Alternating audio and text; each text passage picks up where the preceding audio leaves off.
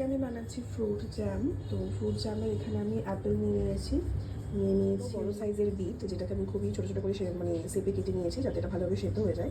তার সাথে নিয়েছি একটা বড় বেদানা আর দুটো ছোটো গাজর। গাজরটা কম্পালসারি, নিতেও পারো নাও নিতে পারো, বাট এই দুটো মেন ইনগ্রিডিয়েন্ট যেটা জ্যাম বানাতে গেলে লাগে। আরও যদি ফল থাকে বাড়িতে সেটা নিতে পারো।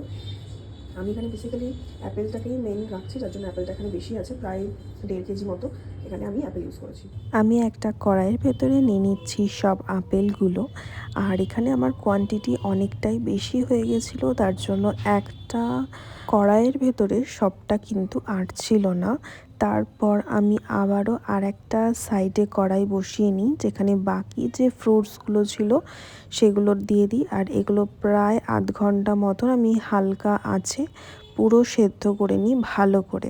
এরপর এটাকে পেস্ট করে নিই। আর পেস্ট করার পর এটা কতটা সুন্দর লাগছে দেখতে, পুরো জ্যামের মতোই লাগছে।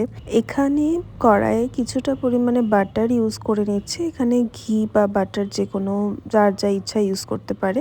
বাটারটা মেল্ট হয়ে গেলে অল্প অল্প করে আমি যে পেস্টটা রেডি করেছি সেটা দিয়ে দিচ্ছি। আর এর কালারটা দারুণ এসছে। এর কালারটা কিন্তু কোনো রকম আমি ফুড কালার ইউজ করিনি, এটা শুধুমাত্র যে বিটটা ইউজ করেছি তার জন্যই এত সুন্দর কালারটা এসছে।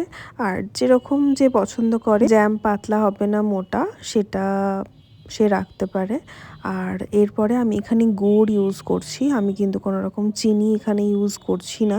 চিনির থেকে গুড়ের টেস্টও ভালো, প্লাস আমাদের শরীরের পক্ষেও চিনি থেকে গুড়টা অনেকটাই ভালো। তার জন্য আমি এখানে গুড়টা নিয়ে নিচ্ছি। গুড়টা মেল্ট হওয়ার পরে এটা কিছুটা লিকুইড ফর্মে হয়ে যায়, যেটাকে আবারও নাড়িয়ে চাড়িয়ে ভালো করে টাইট করে নেওয়া হয়। আর এটাকে তোমরা 6-7 মাস মতন আরামসে স্টোর করে খেতে পারো। এটা আমার অনেক দিন পরের, দেখতেই পাচ্ছ এখানে আমার অনেকটা জ্যাম কিন্তু শেষ হয়ে গেছে। আর আমাদের এখন মর্নিংয়ে ব্রেকফাস্ট এই জ্যামটাই। বেশিরভাগ টাইম আমরা এইভাবে ব্রেড জ্যাম দুজনে খেতে ভীষণ ভালোবাসি। টেস্টটা তো সত্যি, মানে বাজারের জ্যামটাকে বলবে একদম সাইডে থাকতে।